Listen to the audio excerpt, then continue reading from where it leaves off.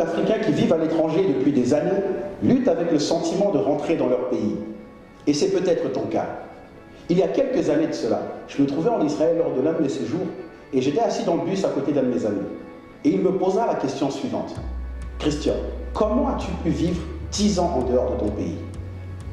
Moi, je ne savais pas comment lui répondre, je lui ai juste dit, écoute, j'ai juste vécu jour après jour, j'ai pris la vie comme elle venait. Et il me fit la déclaration suivante qui m'interpella profondément.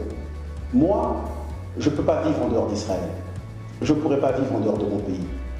Waouh! Sa déclaration m'a vraiment touché.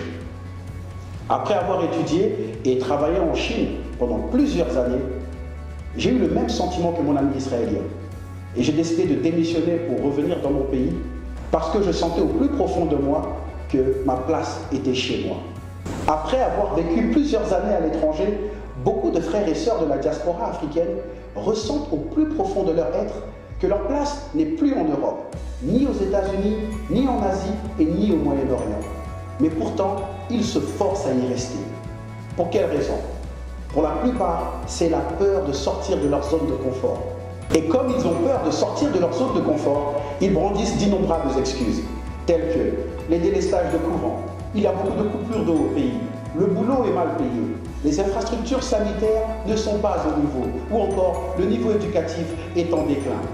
Et vois-tu, toutes ces excuses les empêchent de voir que le pays de résidence dans lequel ils se trouvent n'était pas aussi développé qu'il l'est aujourd'hui. Ton pays aussi va se développer et pour cela, il a besoin de toi.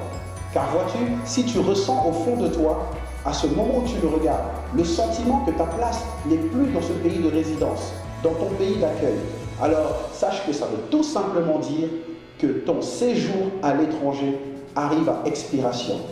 Vas-tu le renouveler ou vas-tu décider de rentrer au pays? C'était Christian Gazalbetti, l'appel du pays.